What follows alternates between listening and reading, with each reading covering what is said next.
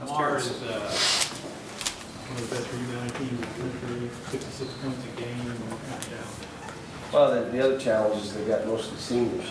So they're playing 4 seniors and a junior off the bench. The games that I've watched, they've been in every game, including Ohio State, Louisville. You know, the game with Texas Christian down there, they had them beat. And the other teams they beat. Rice on the road, they won. At Rice, they made every shot. I watched the game and I thought, we can't win this game. And so they're very good. Pat does a great job. Always had great respect for him, and you know, as a person, but also as a coach. And he's got them playing. They're playing hard. They're a good team. How's the injury update on Terrence? He went through practice with the gold jersey on yesterday, so no one was really allowed to touch him. How many of you watched the practice? Hour and a half. Some of you, toes up, right? Toes up eating Christmas cookies versus going to the computer and watching us practice. But I'll see today. We're going to practice twice today, so we'll figure out whether he'll be able to go or not tomorrow. Kyle was sick yesterday. You know, he's one of those kids, he knows his body. He came in and saw me, and I said, if you need off, step out. I trust you. So that's why he didn't practice. Michael said the Breakfast Club has grown to 8 guys, Wow. about 8 guys. I didn't know that. You're the first to tell me. Does that make you pretty happy? Yeah, I mean, look, here's what's great for me as a coach. Josh Harrelson is in a New York Knicks uniform. Not only is he in the New York Knicks uniform, he's on the court. Not only is he on the court, he had a rebound and an assist. Not only did he have a rebound and an assist, the coach after the game said he's going to play more minutes on the road when we get to the West Coast. Now, for me, there's nothing better. Then I stay up last night, late, 1 o'clock, and I watched Sacramento play, and I see my 2 children, DeMarcus, who's growing up, Tyreek Evans, play well. You get to see Chucky play, but I watched those 2. You see Derek not score a point, Rose, in the first quarter. Not a point. He makes the game winner over Pau Gasol to win because he wants to win. Marcus Cousins is only talking about winning. So you're seeing Brandon Knight do well. Do well for a rookie. You're watching Patrick. It just makes you proud. And it makes you understand. We were just with Derek, and here's what Derek said. Man, you're crazy. He was talking to Anthony Davis up in Chicago. He's crazy. Dude's crazy. And one of his boys said, man, he used to call me all the time. I said, he didn't call you in January and February when he was the #1 pick in the draft, did he? And that's what's hard about here. We drag the guys, but I'm going to say this. When they drag each other, this thing becomes special. We're not quite there yet.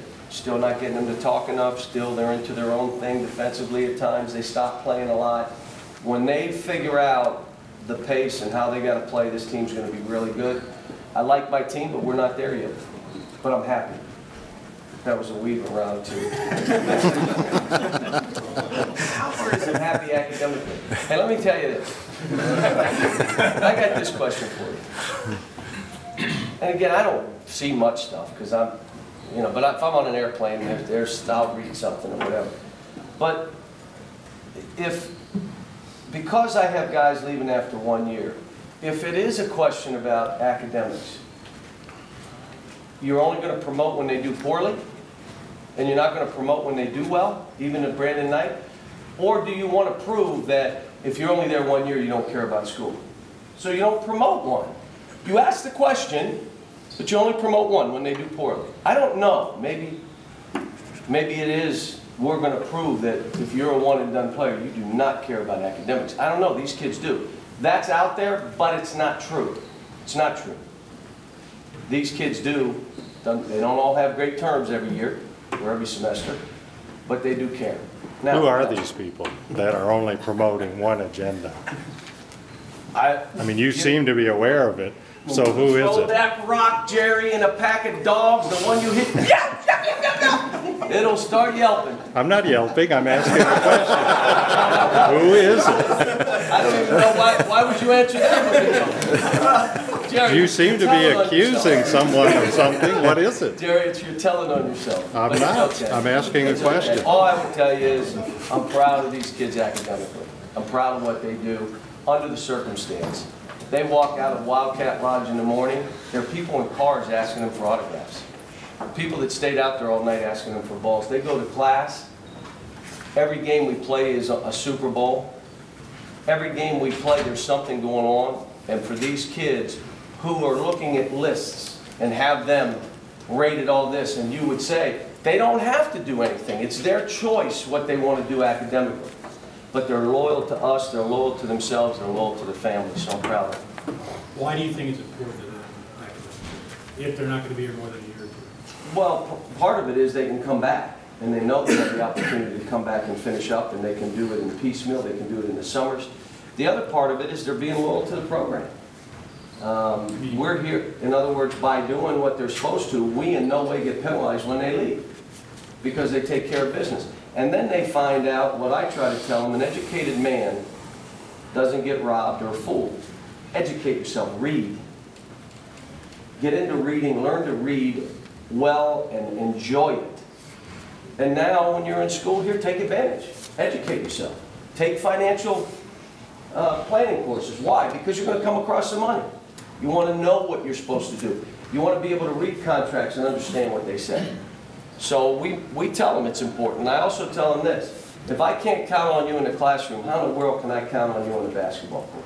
If you won't do what you're supposed to. In this school, in a great way, at first I thought, uh-oh, but every classes are checked. If you don't go to class, you don't play here. And it's from the president's office. It's not from the athletic department. So this is handled different here. And these kids know that's their responsibility. You want to play here, part of your responsibility is academically. Doesn't mean they always have great terms. Doesn't mean that. And they'll have some bad terms. But the reality of it is they know what they're supposed to do, and in most cases they do well. Who is someone you've had maybe with the mental toughness as Michael? He seems to have as much mental toughness as anyone. You know what? You build that through how you practice, how much time you spend, and then demonstrated performance on the court. You build that. If you don't work real hard and you don't spend the extra time and you don't come in here and fight practices and absolutely devour practices, what happens, you get in the game and it gets rough, you want no part of it. You don't want any part of that roughness. If you do that in practice, it's a habit, you'll do it in the game. The second part of it is you know something good's going to happen because of how much time you've spent. The guys that I've coached that have spent the most time at this game have benefited the most. By and large, they've benefited the most. And it doesn't always mean that they've become the MVP of the NBA, even though he did work Derrick Rose as hard as any player I've ever coached. And I'm talking about extra time, spending more than he needed to spend. But those other guys that work like that and understand how to really sacrifice and commit themselves, even when the rock's thrown in there, the dog that gets hit starts yelping. I'm trying to, it's that person that was only giving one One line? one way, One yeah. line? He wants one line? he wants equal time.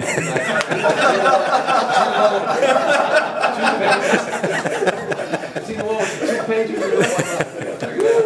Right? Those guys that work hard, that really spend time, benefit when they leave and get out of basketball. They understand anything that if I really work, I can become good at it. Success is, Personally, though. I mean, I'm just telling you, I can tell you I've had a bunch of them. I mean, Lou Rowe was a killer when I was at UMass, so was Harper Williams. I mean, those guys were absolute warriors. And you know where it started? They were warriors in practice. The last 20 minutes of every practice, those two dominated. And then you go and you do the same thing. Joey Dorsey had that mental tough. He couldn't make a free throw, but it didn't matter. I mean, he'd come up with a block, a defensive stop, something late that would help us win. He had a mental toughness to it. The guys that finish those last 20 minutes of practice usually are those guys. Is a younger team like this more vulnerable to the look ahead, you know, with the matchup of the magnitude of this weekend? We haven't talked about this weekend at all. They may have been looking at it or seen it, but I don't think so. We're still trying to get better. So we're going to, you know, beat a well-coached team, or play, I should say, a well-coached team, a team that's going to come in to beat us. Is not going to be intimidated. They're seniors, and if we don't play, we lose. And then we move on to this weekend, see if we can get better. You know, our focus is us getting better. Last question about guys dragging other guys along. How is Michael at that? He's getting better. I think initially he didn't want to do it because he said, I'm a freshman. But there comes a point where you step up and you'll start dragging the team, even as a young player like that. And he's begun to do it. But I don't want to put this all on him. I just want Michael to be Michael. Just be who you are. And all the other stuff will come into play. And he's not afraid to lead. He's not afraid to be the first one out. He's not afraid to do a, quote, breakfast club. And it's, you know, getting guys inspired about work. This is not just how we do this together. That's a big part of it because it's a team game. But the only way your team improves is that individual players are getting better. And if they know it's about them, this is a players first program. Yeah, we're trying to get individuals better. Yet we got to come together as a team, and they understand that. By working together, by eating together, by spending more time together, they start coming together. You won't believe this. They pass the ball earlier. They give it to an open man. There's less, really. When they come together and they really like each other, they play that way, and you can see it. And when they don't like each other, you can see it. Why is he ball faking that guy and always throwing to that? You see that stuff out there. This team, I think, likes each other. We just got to get better. Thank you.